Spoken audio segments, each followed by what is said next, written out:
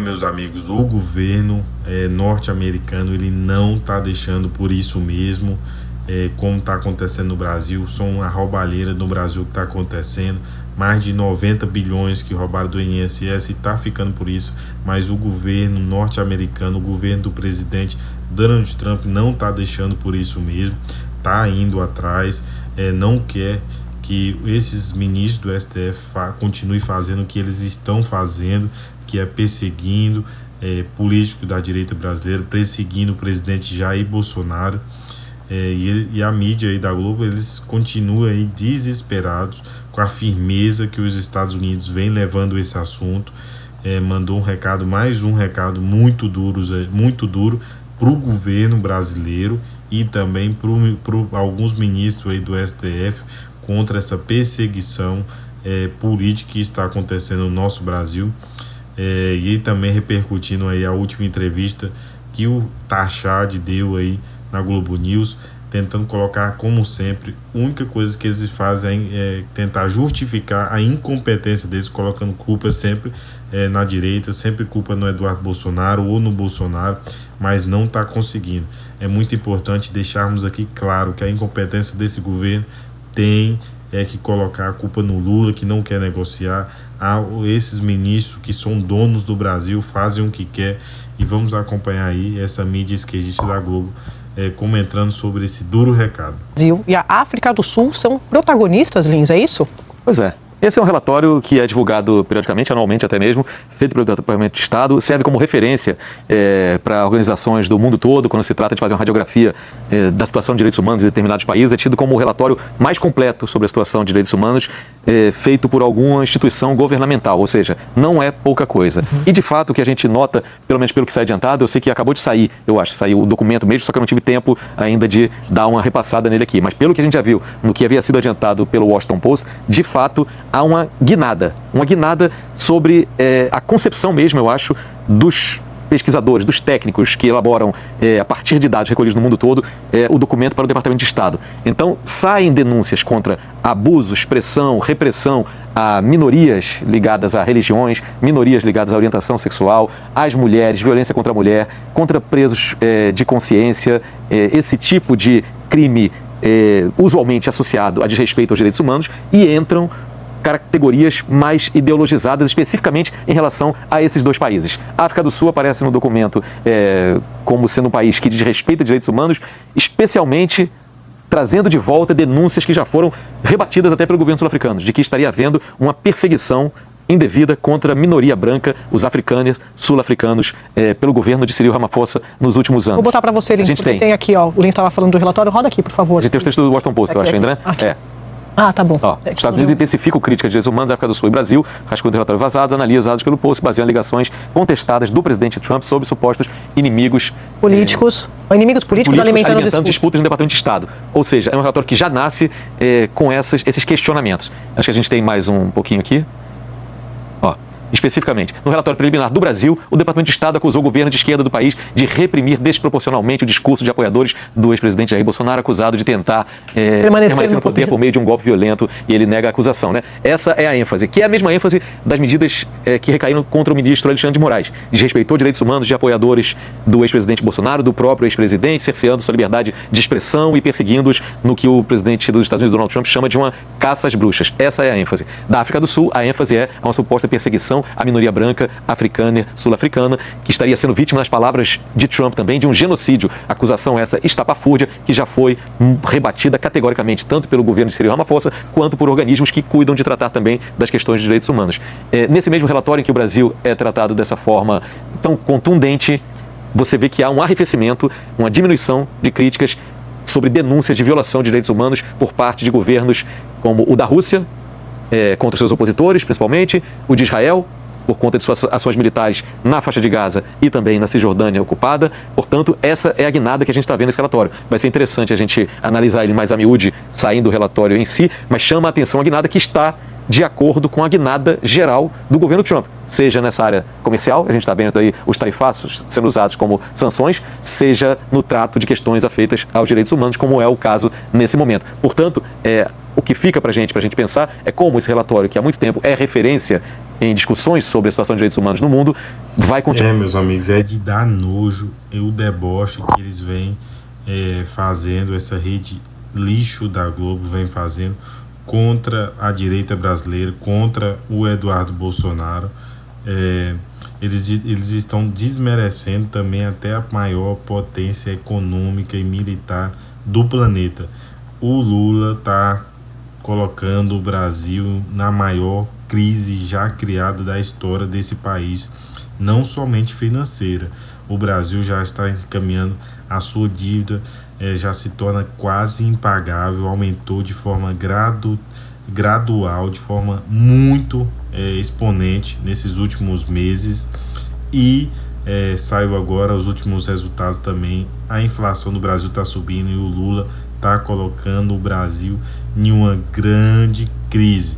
E esses canalhas aí, desses jornalistas, se dizem jornalistas, estão aí debochando, rindo dessa situação gravíssima. Vamos continuar acompanhando aí. Deixa seu comentário aqui já de indignação, beleza? Vamos acompanhar mais um pouquinho aí dessa rede. Continuar sendo essa referência, se não for colocada ali também essa ênfase ideológica que parece estar mais forte agora do que já esteve nos últimos muitos anos. O Lins falou do relatório, o relatório foi divulgado agora há pouco, tá? Pablo, quero te ouvir, porque só dando aqui alguns destaques, é o governo Trump criticando o presidente Lula, chamando o ministro Moraes de censor e dizendo que a situação de direitos humanos no Brasil se deteriorou.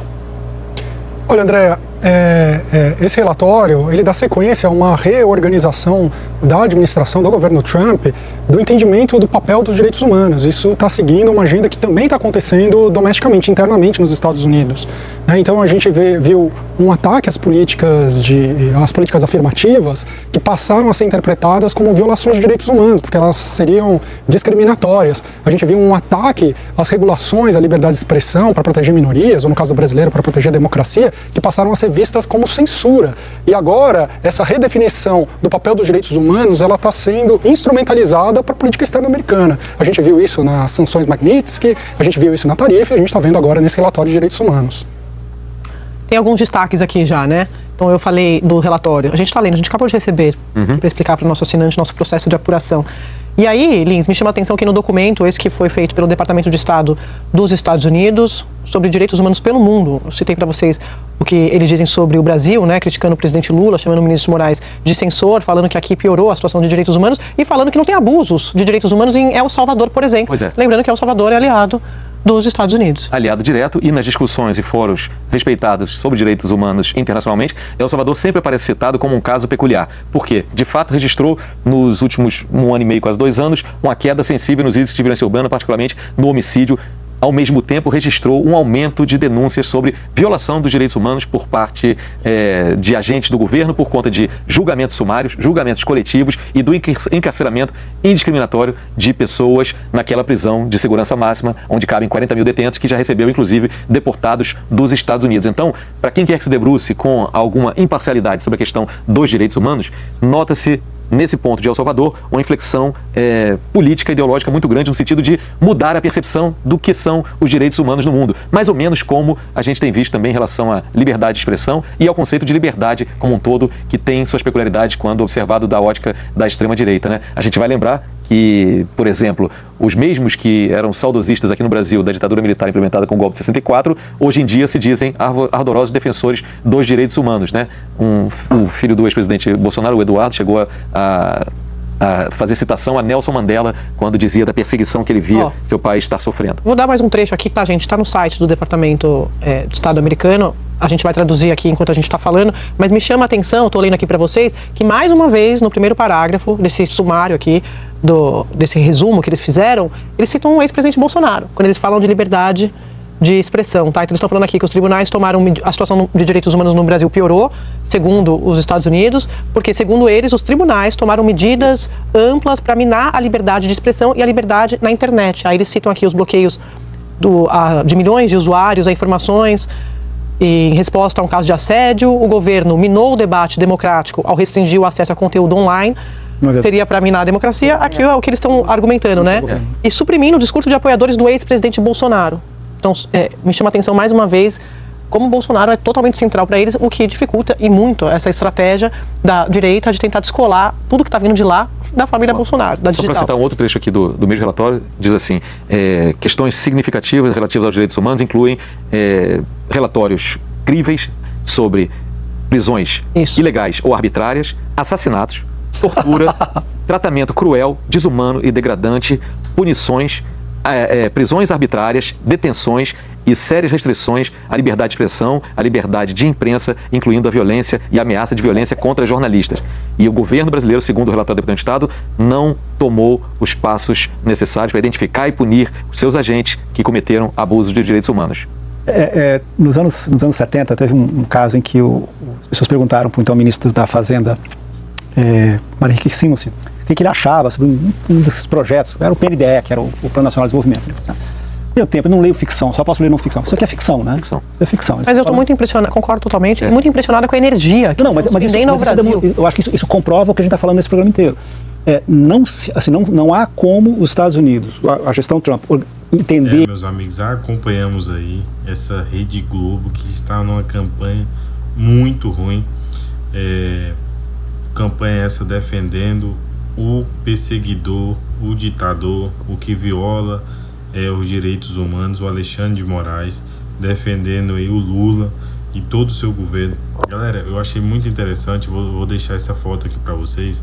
Olha a foto que eu estou colocando aqui agora, que saiu aí na mídia, alguns lugares, porque é muito difícil, algo que mostra algum escândalo, alguma coisa da esquerda, dificilmente você consegue, eles não muitas dos mídias de imprensa é muito difícil, ainda mais. Olha só para você ver como é que funciona esse jornalismo sujo da Globo e de alguma parte da imprensa. Olha onde a Daniela Lima está. Essa aí é a Daniela Lima junto com Sidônio. O que eles fazem? Deixa eu trazer aqui uma visão para vocês. Eles sempre estão trabalhando, a Rede Globo, principalmente essa parte do jornalismo, eles estão trabalhando de forma alinhada com o governo para todos os dias criar uma narrativa, trazer uma narrativa.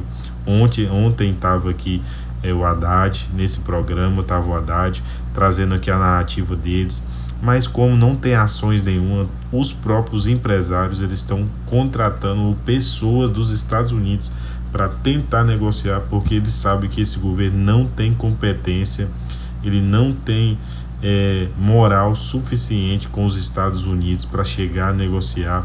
Eles não conseguem negociar um país, a diplomacia de um país que não consegue negociar com a maior potência do mundo. Isso é vergonhoso para todo o povo brasileiro. Galera, se você está assistindo esse vídeo até agora, é muito importante você deixar aqui o seu like, se inscrever no canal e tá aqui também deixando seu comentário de indignação para esse vídeo chegar em mais e mais pessoas, beleza? Tamo junto e vamos continuar nossa luta para a liberdade desse país. E até o próximo vídeo.